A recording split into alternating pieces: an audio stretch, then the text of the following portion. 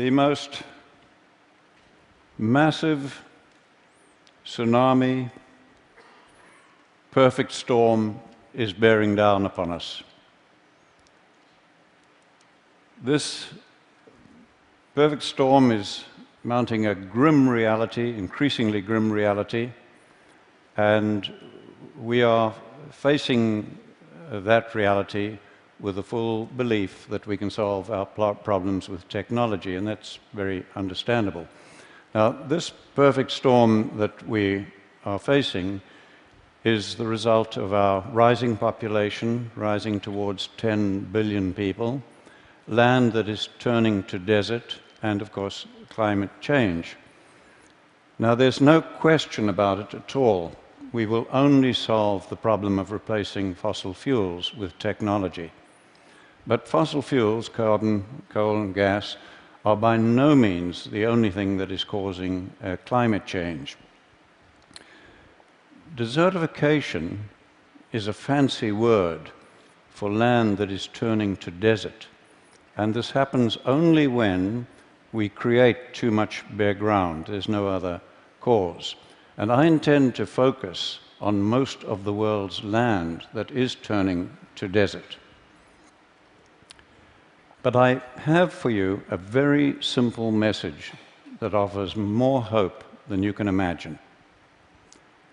We have environments where humidity is guaranteed throughout the year. On those, it is almost impossible to create vast areas of bare ground, no matter what you do. Nature covers it up so quickly. And we have environments where we have months of humidity followed by months of dryness, and that is where desertification is occurring. Fortunately, with space technology now, we can look at it from space. And when we do, you can see the proportions fairly well. Generally, what you see in green is not desertifying, and what you see in brown is. And these are by far the greatest areas of the Earth. About 2/3, I would guess, of the world is desertifying. I took this picture in the Tihama Desert while 25 millimeters, that's an inch of rain, was falling. Think of it in terms of drums of water, each containing 200 liters. Over 1,000 drums of water fell on every hectare of that land that day. The next day, the land looked like this. Where had that water gone? Some of it ran off as flooding, but most of the water that soaked into the soil simply evaporated out again, exactly as it does in your garden if you leave the soil uncovered. Now, because the fate of water and carbon are tied to soil organic matter, when we damage soils, you give off carbon. Carbon goes back to the atmosphere. Now, you are told over and over, repeatedly, that desertification is only occurring in arid and semi-arid areas of the world, and that tall grasslands like this one, in high rainfall, are of no consequence. But if you do not look at grasslands, but look down into them, you find that most of the soil in that grassland that you've just seen is bare and covered with a crust of algae, leading to increased runoff and evaporation. That is the cancer of desertification that we do not recognize till its terminal form. Now, we know that desertification is caused by livestock, mostly cattle, sheep, and goats, overgrazing the plants, okay, leaving the soil bare and giving off methane. Almost everybody knows this, from Nobel laureates to golf caddies, or was taught it, as I was. Now, the environments like you see here, dusty environments in Africa, where I grew up, and I loved wildlife, and so I grew up hating livestock because of the damage they were doing. And then my university education as an ecologist reinforced my beliefs. Well, I have news for you. We were once just as certain that the world was flat. We were wrong then, and we are wrong again. And I want to invite you now to come along on my journey of re-education, and discovery. When I was a young man, a young biologist in Africa, I was involved in setting aside marvelous areas as future national parks. Now, no sooner, this was in the 1950s, and no sooner did we remove the hunting, drum-beating people to protect the animals, then the land began to deteriorate, as you see in this park that we formed. Now, no livestock were involved, but suspecting that we had too many elephants now, I did the research and I proved we had too many, and I recommended that we would have to reduce their numbers and bring them down to a level that the land could sustain. Now, that was a terrible decision for me to have to make, and it was political dynamite, frankly. So our government formed a team of experts to evaluate my research. They agreed with me, and over the following years, we shot 40,000 elephants to try to stop the damage. And it got worse, not better. Loving elephants as I do, that was the saddest and greatest blunder of my life, and I will carry that to my grave. One good thing did come out of it. It made me absolutely determined to devote my life to finding solutions. When I came to the United States, I got a shock to find national parks like this one desertifying as badly as anything in Africa. And there'd been no livestock on this land for over 70 years. And I found that American scientists had no explanation for this except that it is arid and natural. So I then began looking at all the research plots I could over the whole of the western United States where cattle had been removed to prove that it would stop desertification. But I found the opposite. As we see on this research station, where this grassland that was green in 1961, by 2002, had changed to that situation. And the authors of the position paper on climate change, from which I obtained these pictures, attribute this change to unknown processes. Clearly, we have never understood what is causing desertification, which has destroyed many civilizations and now threatens us globally. We have never understood it. Take 1 square meter of soil and make it bare, like this is down here, and I promise you, you will find it much colder at dawn and much hotter at midday than that same piece of ground if it's just covered with litter, plant litter. You have changed the microclimate.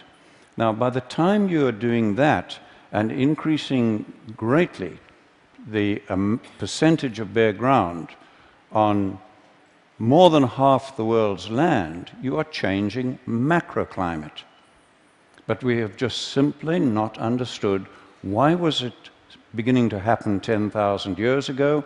Why has it accelerated lately? We had no understanding of that. What we had failed to understand was that these seasonal humidity environments of the world, the soil and the vegetation, developed with very large numbers of grazing animals. And that these grazing animals developed with ferocious pack-hunting predators. Now, the main defense against pack-hunting predators is to get into herds, and the larger the herd, the safer the individuals. Now, large herds dung and urinate all over their own food, and they have to keep moving. And it was that movement that prevented the overgrazing of plants, while the periodic trampling ensured good cover of the soil, as we see where a herd has passed. This picture is a typical seasonal grassland. It has just come through 4 months of rain, and it's now going into 8 months of dry season. And watch the change as it goes into this long dry season. Now, all of that grass you see above ground has to decay biologically before the next growing season. And if it doesn't, the grassland and the soil begin to die. Now, if it does not decay biologically, it shifts to oxidation, which is a very slow process, and this smothers and kills grasses, leading to a shift to woody vegetation and bare soil releasing carbon. To prevent that, we have traditionally used fire. But fire also leaves the soil bare, releasing carbon. And worse than that, burning 1 hectare of grassland gives off more and more damaging pollutants than 6,000 cars. And we are burning in Africa every single year more than 1 billion hectares of grasslands, and almost nobody is talking about it. We justify the burning as scientists because it does remove the dead material and it allows the plants to grow. Now, looking at this grassland of ours that has gone dry, what could we do to keep that healthy? And bear in mind, I'm talking of most of the world's land now. Okay? We cannot reduce animal numbers to rest it more without causing desertification and climate change. We cannot burn it without causing desertification and climate change. What are we going to do?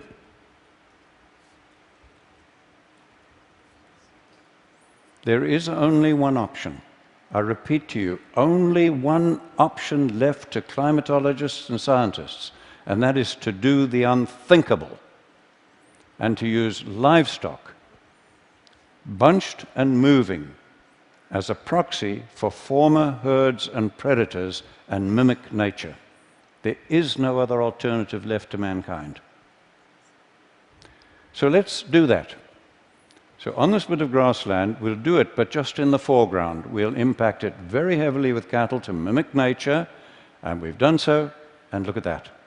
All of that grass is now covering the soil as dung, urine, and litter or mulch, as every one of the gardeners amongst you would understand, and that soil is ready to absorb and hold the rain, to store carbon, and to break down methane. And we did that without using fire to damage the soil, and the plants are free to grow. When I first realized that we had no option as scientists but to use much vilified livestock to address climate change and desertification, okay, I was faced with a real dilemma. How were we to do it? We'd had 10,000 years of extremely knowledgeable pastoralists bunching and moving their animals, but they had created the great man-made deserts of the world. Then we'd had 100 years of modern range science, and that had accelerated desertification, as we first discovered in Africa and then confirmed in the United States, and as you see in this picture of land managed by the federal government. Clearly more was needed than bunching and moving the animals, and humans, over thousands of years, had never been able to deal with nature's complexity. But we biologists and ecologists had never tackled anything as complex as this. So rather than reinvent the wheel, I began studying other professions to see if anybody had. And I found there were planning techniques that I could take and adapt to our biological need, and from those I developed what we call holistic management and planned grazing, a planning process. And that does address all of nature's complexity and our social, environmental, economic complexity.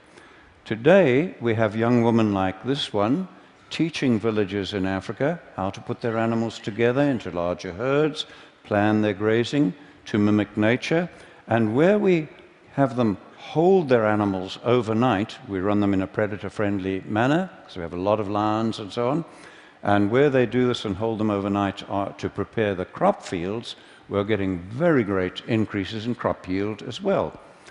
Let's look at some results. This is land close to land that we manage in Zimbabwe. It has just come through 4 months of very good rains it got that year, and it's going into the long dry season. But as you can see, all of that rain, almost all of it, has evaporated from the soil surface. Their river is dry despite the rain just having ended, okay? And we have 150,000 people on almost permanent food aid. Now let's go to our land nearby on the same day with the same rainfall and look at that. Our river is flowing and healthy and clean, it's fine. The production of grass, shrubs, trees, wildlife, everything is now more productive, and we have virtually no fear of dry years. And we did that by increasing the cattle and goats 400%, planning the grazing to mimic nature and integrate them with all the elephants, buffalo, giraffe, and other animals that we have. But before we began, our land looked like that. This site was bare and eroding for over 30 years, regardless of what rain we got. Okay? Watch the marked tree and see the change as we use livestock to mimic nature. This was another site where it had been bare and eroding, and at the base of the marked small tree, we had lost over 30 centimeters of soil, okay? And again, watch the change just using livestock to mimic nature. And there are fallen trees in that now because these are now, the better land is now attracting elephants, etc. This land in Mexico was in terrible condition, and I've had to mark the hill because the change is so profound.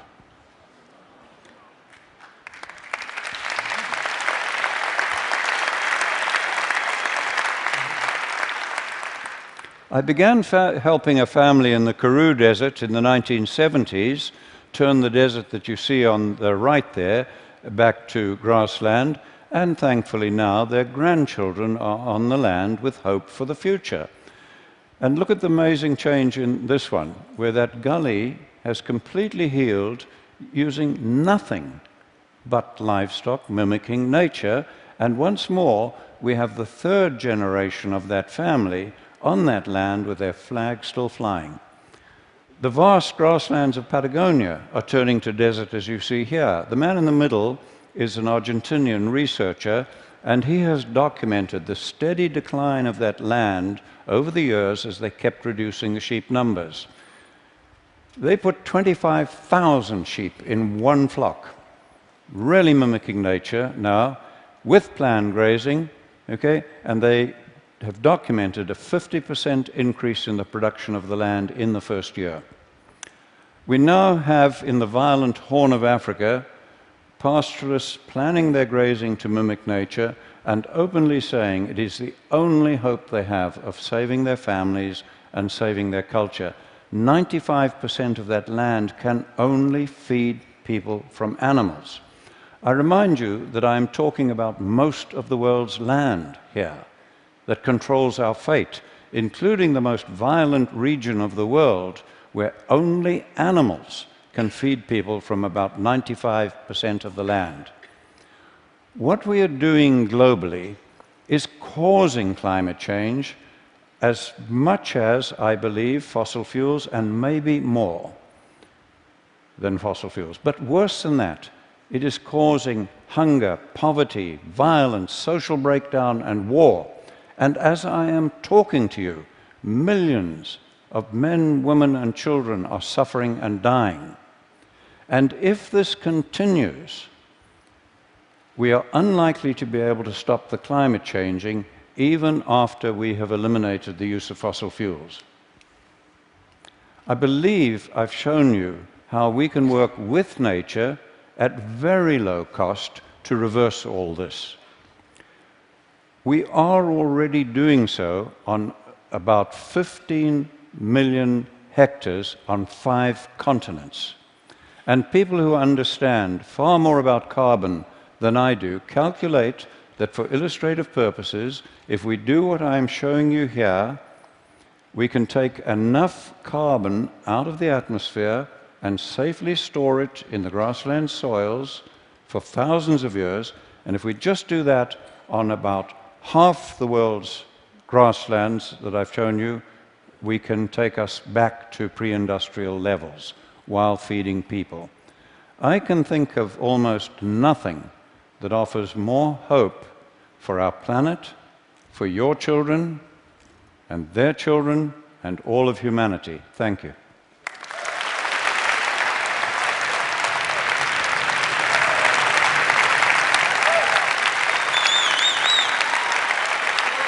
Thank you. Well,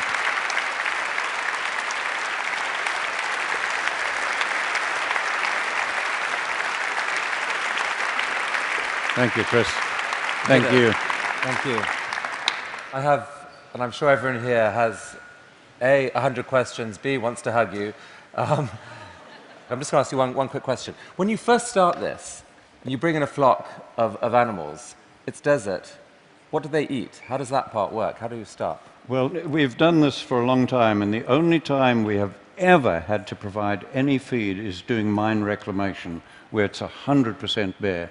But many years ago, we took the worst land in Zimbabwe, where I offered a £5 note in a 100-mile drive if somebody could find one grass in a 100-mile drive. And on that, we trebled the stocking rate, the number of animals, in the first year with no feeding, just by the movement, mimicking nature, and using a sigmoid curve, that principle. It's a little bit technical to explain here, but well, I would love to, I mean, this is such an interesting and important idea. Yeah. The best people on our blog are going to come and talk to you and try and, I want to get more on this that we wonderful. Can share along with the talk. That is an astonishing talk, truly an astonishing talk, and I think you heard that we all are cheering you on your way. Thank you so much. Well, thank you all. Thank you all. Thank you, Chris.